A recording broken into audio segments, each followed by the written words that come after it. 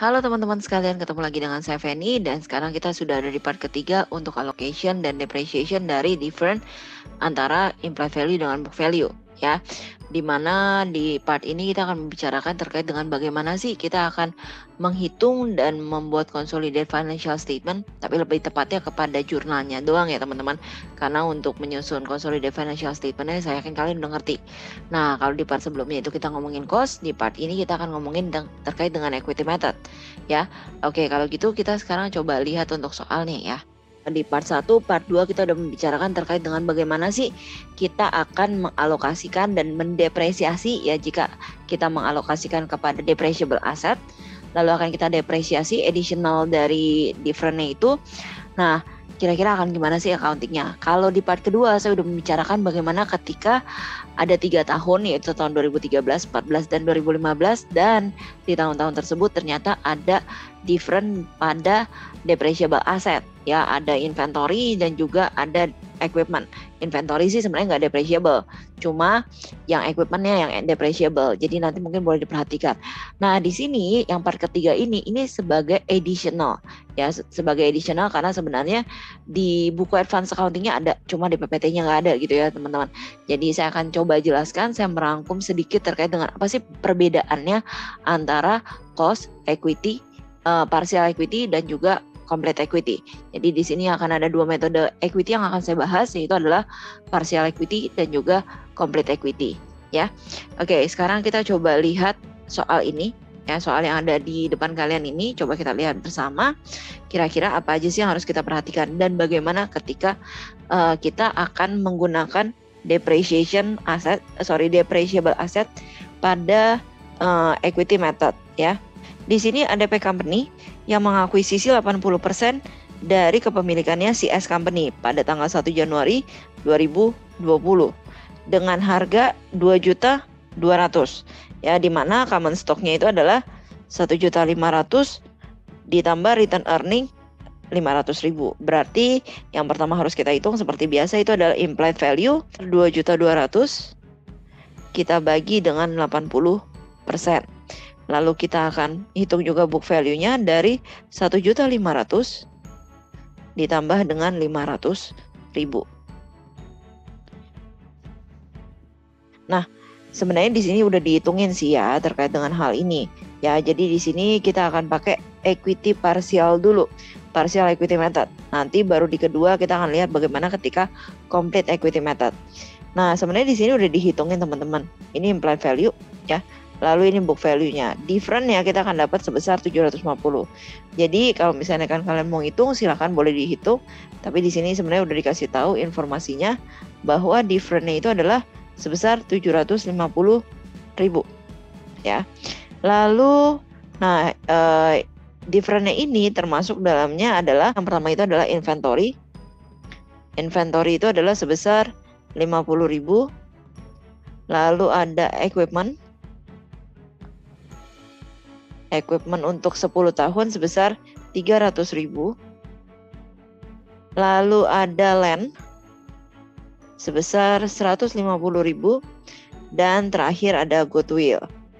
Ya, di sini udah dihitungin terkait dengan goodwill-nya 250.000.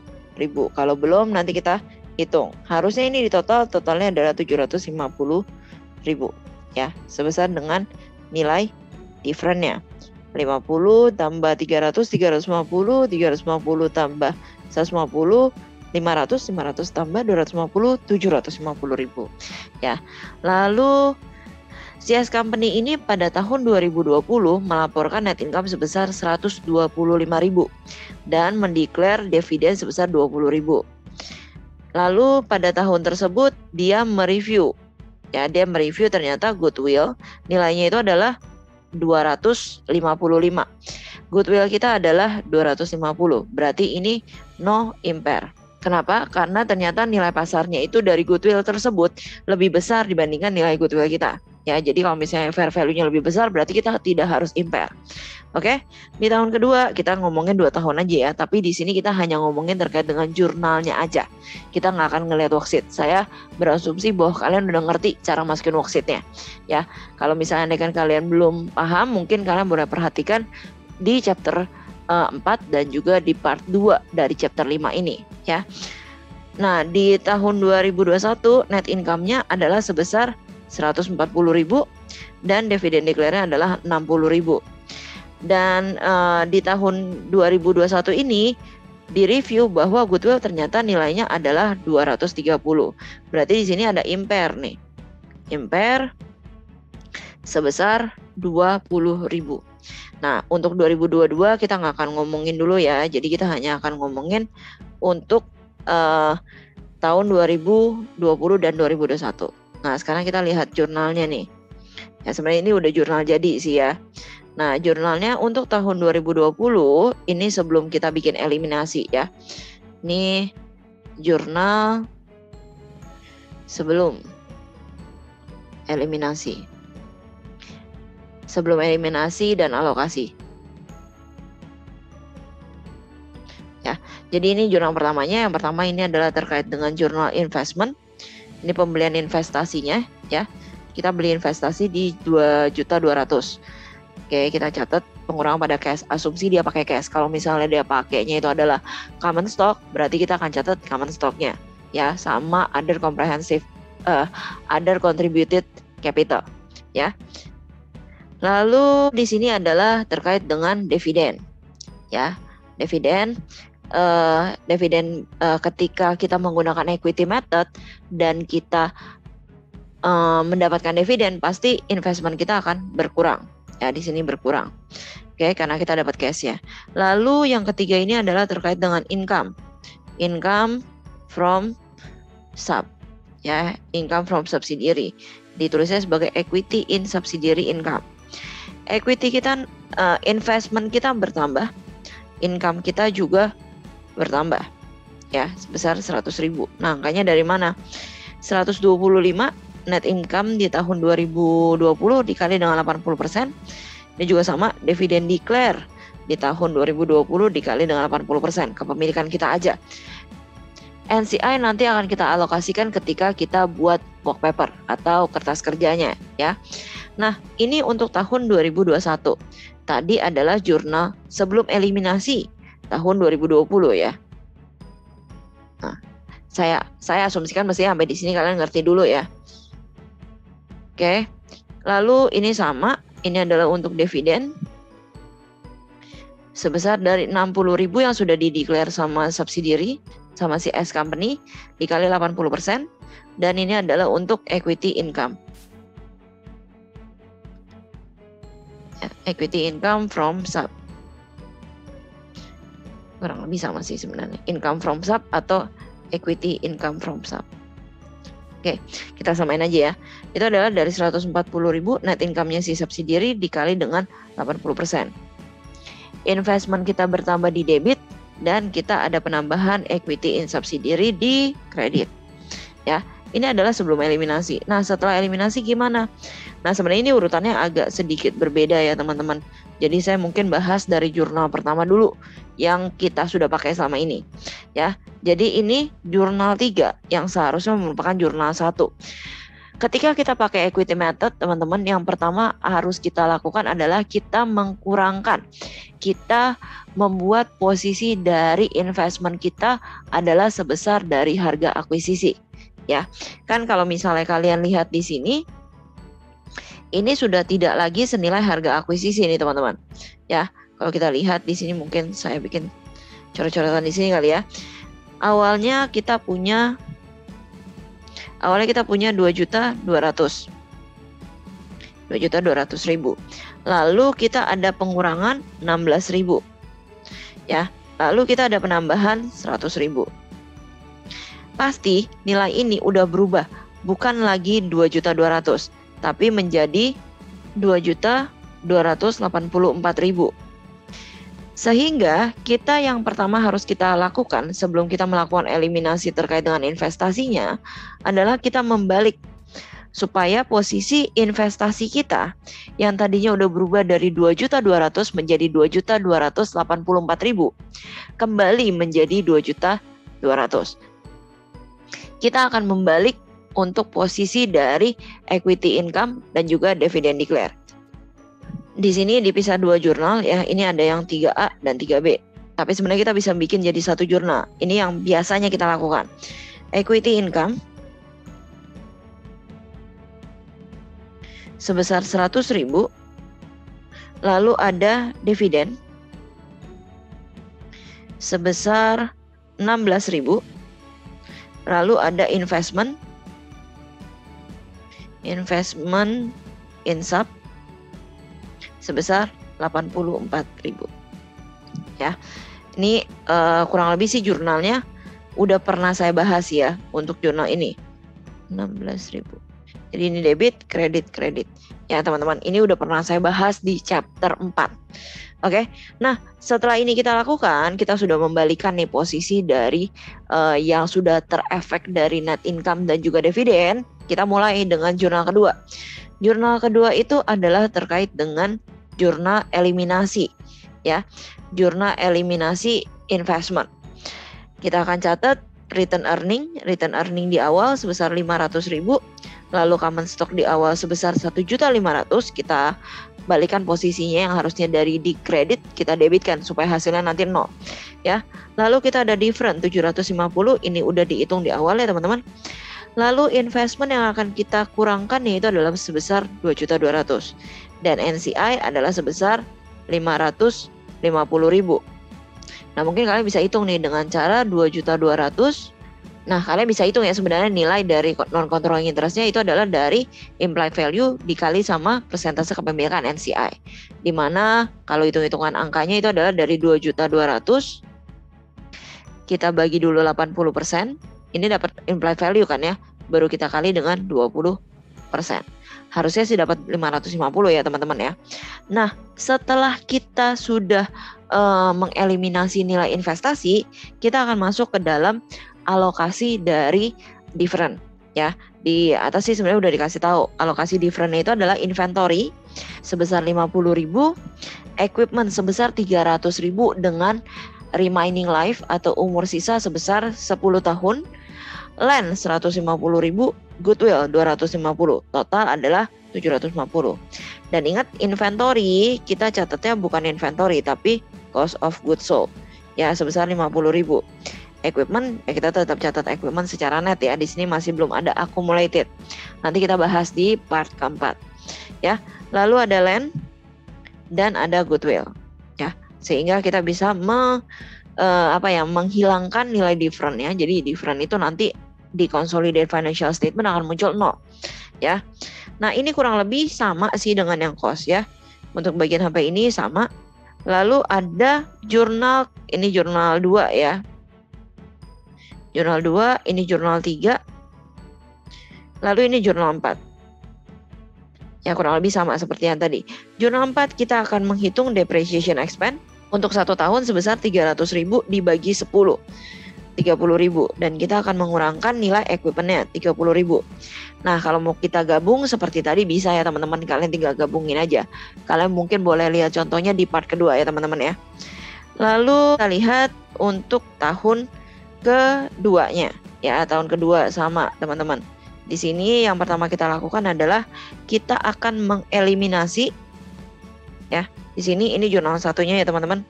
Kita ikutin urutan yang pernah kita pelajari dulu ya. Jurnal 1 kita akan mengurangkan nilai dari investmentnya supaya investment itu sama nilainya seperti di beginning, di awal. Ya awal mana? Awal periode. Oke.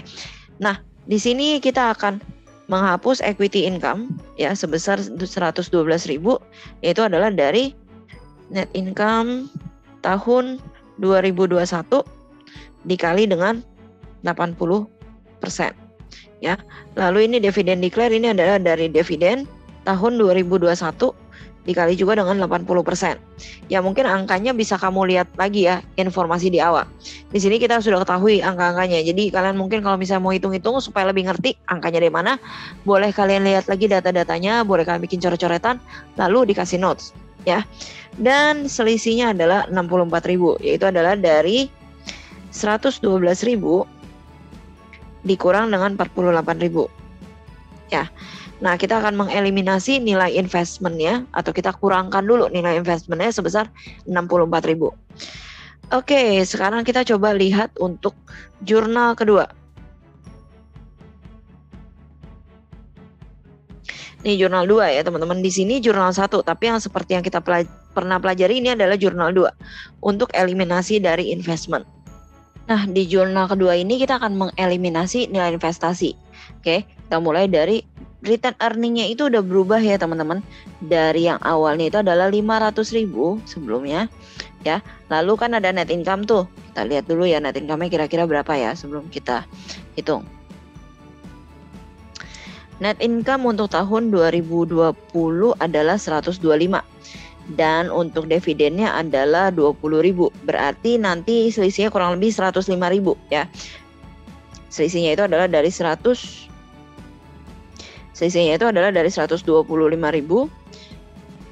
dikurang dengan 20.000. Nah, ini yang akan menjadi penambahan 105.000 ini akan menjadi penambahan return earning di periode berikutnya. Ya, jadi kita balik lagi ke jurnal 2 untuk posisi tahun 2021.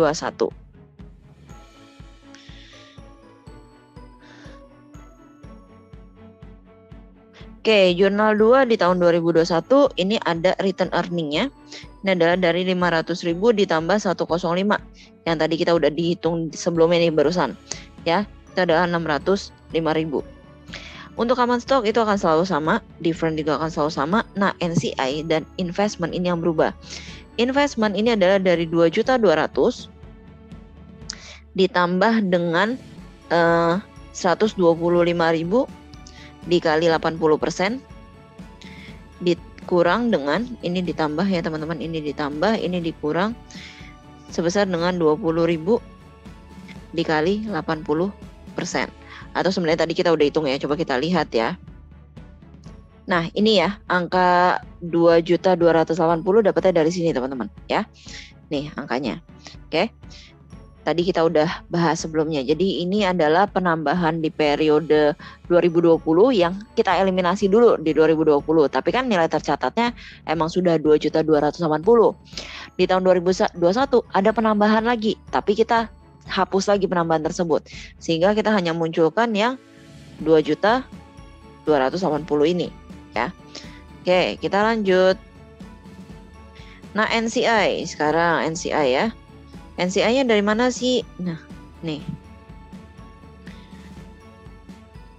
NCI-nya, nah kebetulan di sini udah dikasih tahu sih.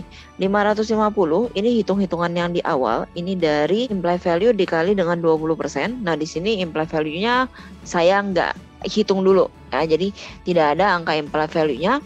Lalu ditambah 20% kali 125 kurang 20.000. Ini adalah dari net income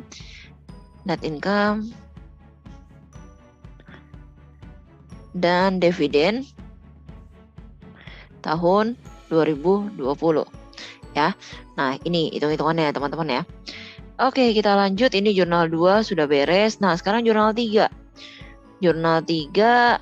Nah, di sini ada jurnal 3 ya, di mana kita akan mengalokasikan different. Differentnya tetap sama di 750.000. Yang beda apa sih? Sama seperti yang di cost method. Yang beda adalah untuk COGS-nya ya, untuk inventory-nya. Sekarang inventory atau COGS tidak lagi dicatat pada COGS, tapi anggapannya kita asumsikan bahwa udah ditutup ke dalam return earning. Karena sudah ditutup dalam return earning berarti juga sudah dibagikan kepada parent dan juga NCI. Makanya di sini 80% dari previous year cost of goods sold atau 80% dikali dengan 50.000 nilai inventory-nya. Sama, ini non-controlling interest juga 20% dikali dengan 50.000. Konsep untuk jurnal 3 ini sama dengan yang ada di cost method.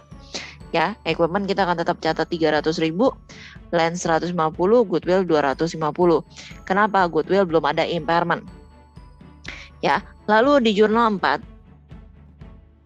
Jurnal 4 kita ada 2 kali depresiasi. Ya, 2 kali depresiasi ini dari 300.000 different-nya dibagi 10 dikali 2, 60.000.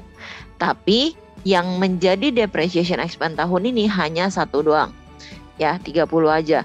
Sisanya 30 yang lainnya masuk kemana? Masuk ke dalam return earning yang akan ditutup kepada parent dan juga NCI. Ya, jadi ini kalau tahun ketiga gimana? Sama. Depreciation-nya hanya akan ada 1 tahun, sedangkan return earning dan non-controlling interest-nya itu akan ada 2 tahun. Jadi nilai equipment yang berkurang sebesar 3 tahun. Kurang lebih konsep ini sama seperti yang sudah kita bahas di cost untuk part sebelumnya. Dan selanjutnya di sini kita dikasih tahu bahwa ini ada jurnal kelima ya. Jurnal kelima yaitu adalah impairment loss. Dari 250.000 ternyata sekarang tinggal 230. Ini angka ini adalah dari 250.000 goodwill awal di tahun 2020 dikurang dengan 230.000 goodwill di tahun 2021. Oke, jadi begini jurnalnya teman-teman ya. Nah, ini adalah untuk yang partial equity method. Ya, yang beda apa sih? Yang beda untuk jurnal 1 yang akan jadi perbedaan. Karena di cost itu jurnal 1 kita adalah kita mengeliminasi dividen. Dan kalau periode selanjutnya kita ada jurnal 0 yang menambah nilai investasi. Ya. Nah, sedangkan kalau di sini di jurnal 1 kita selalu membalikkan nilai investment kepada nilai beginning. Ya, beginning pada awal periode. Kalau misalnya andaikan di tahun pertama berarti kita akan balikan kepada harga akuisisi. Tapi kalau misalnya di tahun kedua dan seterusnya kita akan membalikan kepada nilai beginning atau akhir di tahun sebelumnya. Ya. Jadi mungkin boleh diperhatikan ya teman-teman. Nah, sekarang kita akan lihat bagaimana ketika kita ada di complete equity method. Ya, kalau untuk jurnal, untuk worksheet-nya saya nggak akan bahas lagi teman-teman. Nah, sekarang mungkin hal yang tidak pernah dibahas di chapter sebelumnya karena chapter sebelumnya itu kita masih belum ngomongin equity punya depreciable asset. Sekarang kita sudah punya depreciable asset, yaitu adalah berupa inventory. Di sini inventory itu diasumsikan depreciable asset ya, dan juga untuk equipment. Ya, jadi dengan adanya selisih pada inventory, berarti COGS kita juga berpengaruh nih. Ya, expense kita ada menambah. Dan equipment juga menambah pada depresiasi ya. Oke, kita lihat jurnalnya satu-satu, terutama yang menjadi pembeda ya teman-teman ya.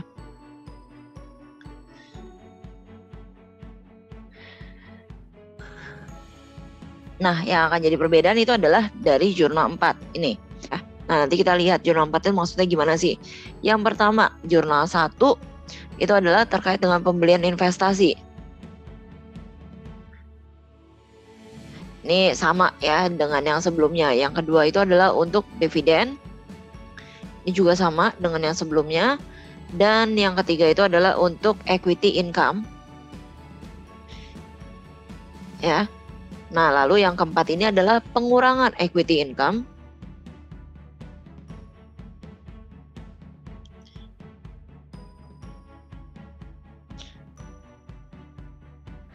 Dari different, saya tulisnya dari different ya.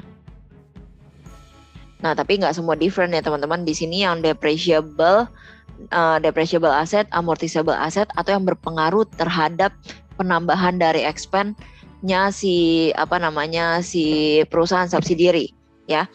Nah, di sini kan kita beli di harga 2.200.000. Ini sama, sebenarnya informasinya semuanya sama, makanya tidak saya bahas lagi terkait dengan informasinya ya.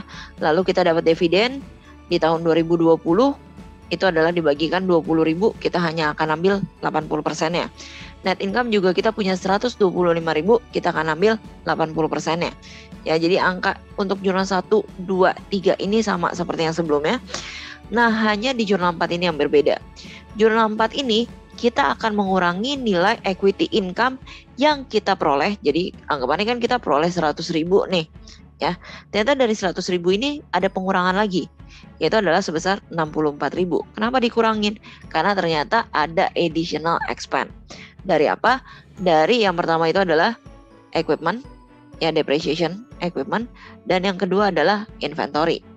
Kalau equipment kita akan ambil dari 300.000 different-nya, kita bagi 10, dapat 30.000, kita kali 80%. Ya, lalu untuk COGS-nya 50.000 ya, nilai different dari inventory, kita kali juga sama 80%. Kita hanya ambil bagiannya si parent doang. Kita nggak akan ambil bagiannya NCI ya.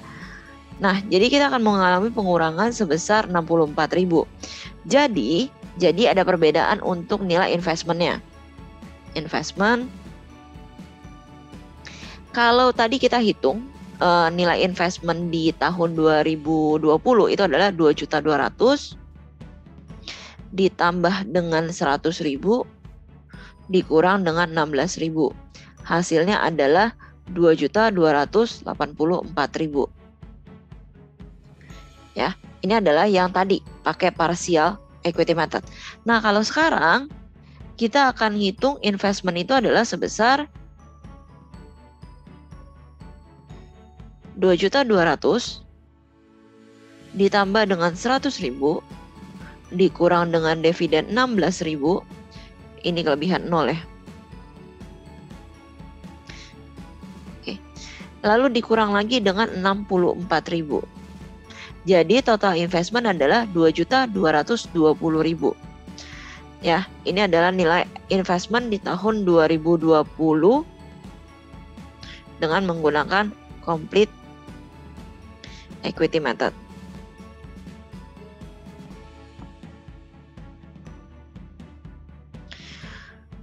Dan ini adalah yang menggunakan partial equity method.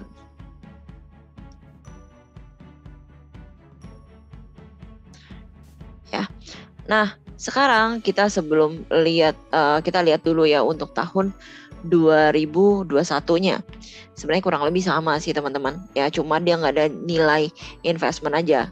Ya, ini juga sudah saya jelaskan di bagian parsial juga udah. Nah, yang ini tadi udah saya jelaskan juga ya. Nah, bedanya untuk tahun kedua, dia hanya akan mengambil untuk depreciation aja, karena depreciation masih ada kan, masih ada pengurangan. Tapi COGS-nya itu udah tidak jadi pengurangan lagi karena sudah masuk return earning, sudah dibagikan kepada parent dan juga NCI. Ya, jadi dia hanya akan ambil ini 300.000 bagi 10 dikali 80%. Kenapa? Karena depreciation masih terjadi, masih ada additional depreciation, sedangkan COGS itu hanya terjadi di tahun pertama. Ya, jadi kita udah tidak memasukkan nilai inventory tersebut lagi. Tapi di tahun 2021 dia ada impairment loss. Jadi impairment loss ini juga akan masuk nih teman-teman. Impairment loss-nya itu kan ada dari 250.000 dibandingkan dengan 230.000. Ya sama, kita hanya akan ambil 80%-nya aja. Ya, jadi hasilnya sekian. Lalu sekarang kita akan lihat untuk jurnal eliminasinya. Ya. Kita akan lihat mulai dari jurnal 1. Ya, ini jurnal 1 teman-teman. Ini jurnal 1 yang akan dijadikan jurnal 1 ya. Walaupun di sini jurnal 3 gitu ya. Jurnal 1. Jurnal 1 pertama kita akan membalik nilai dividen. Ya, kita akan membalik equity income. Kita akan membalik equity income. Jadi kalau misalnya kita gabungkan jurnal ini, equity income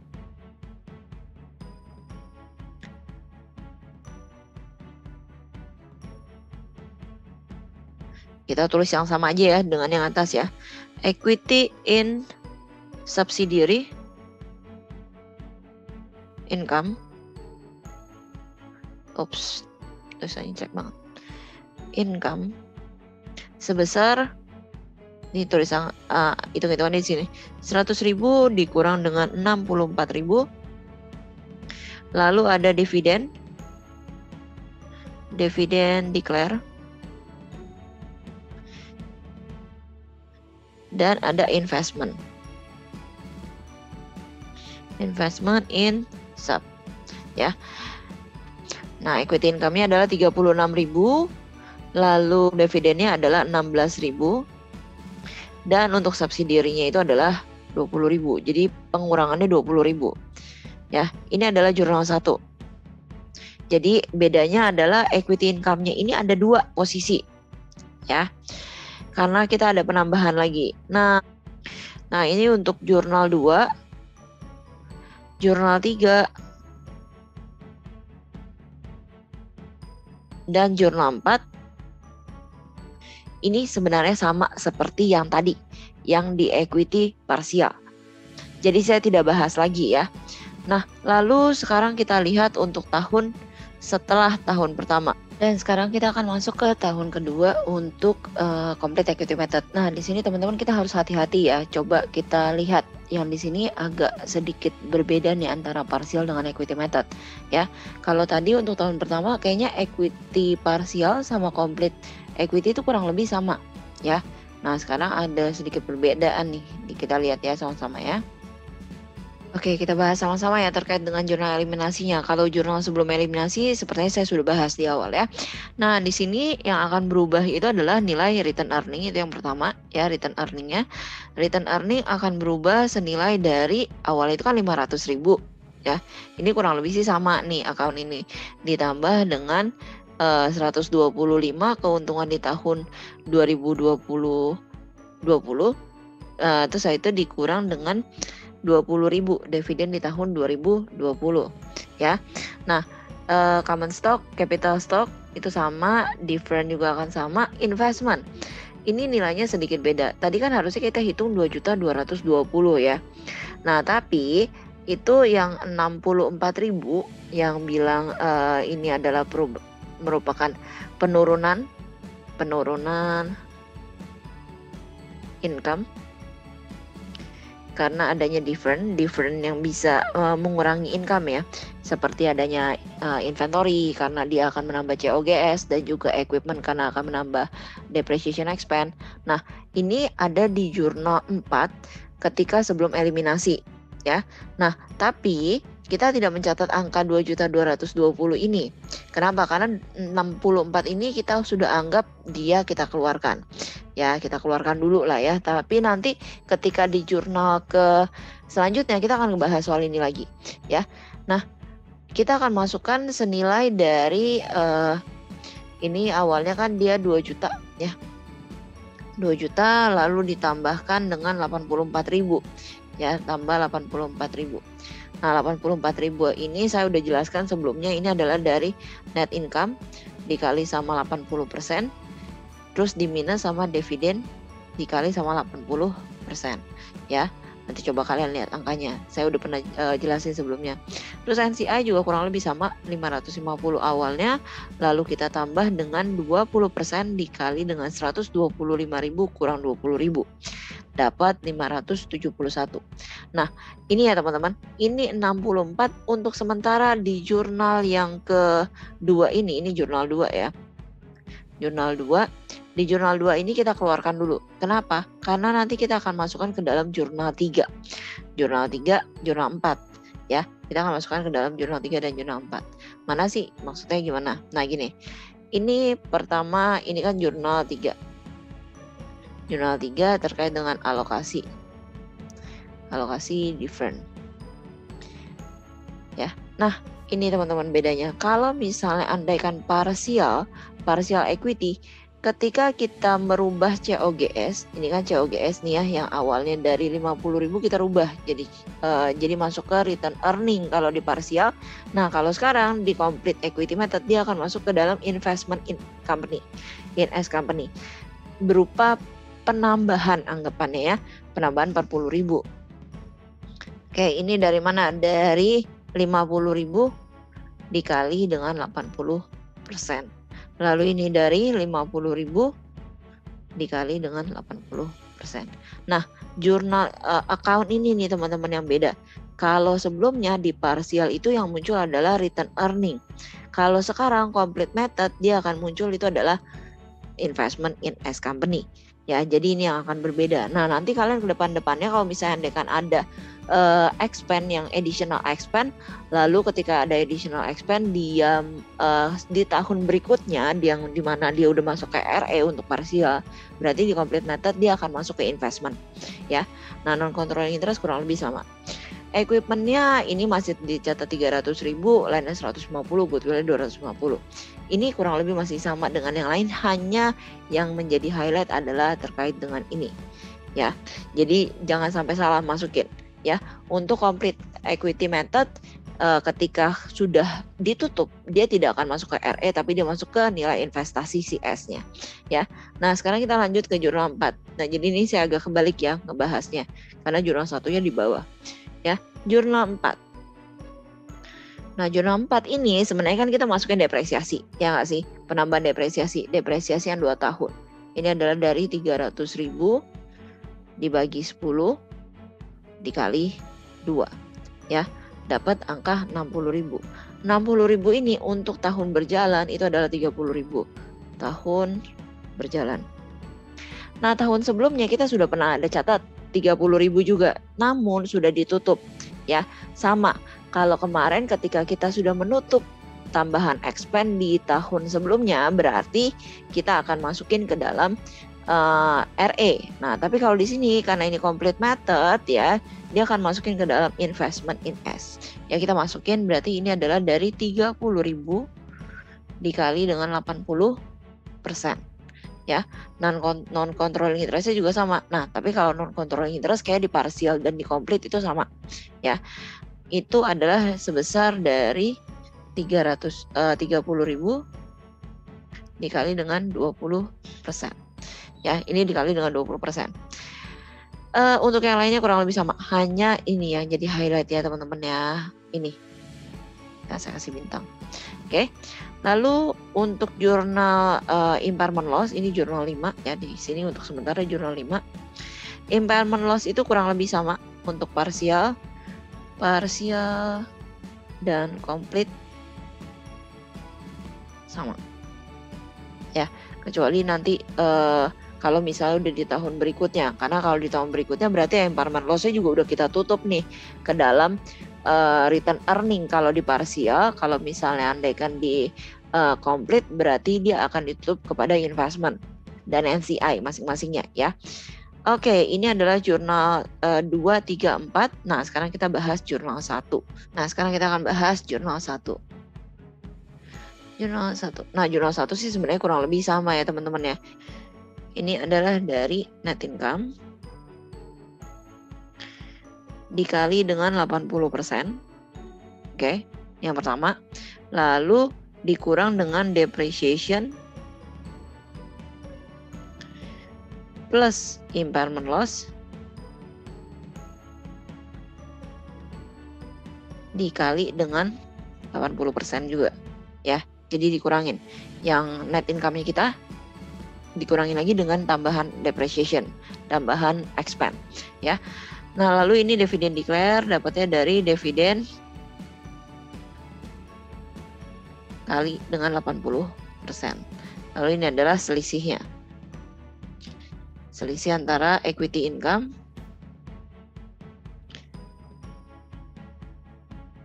dan dividen. Ya. Nah, jadi untuk tahun kedua complete equity method akan berbeda dengan partial method.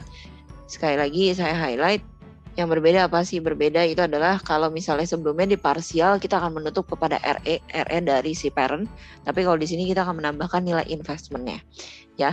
Jadi sebenarnya kalau misalnya dengan kita, oh ya tadi saya agak lupa, di sini sebelumnya saya pernah bilang bahwa 64.000-nya ini akan kita simpan sementara. Sebenarnya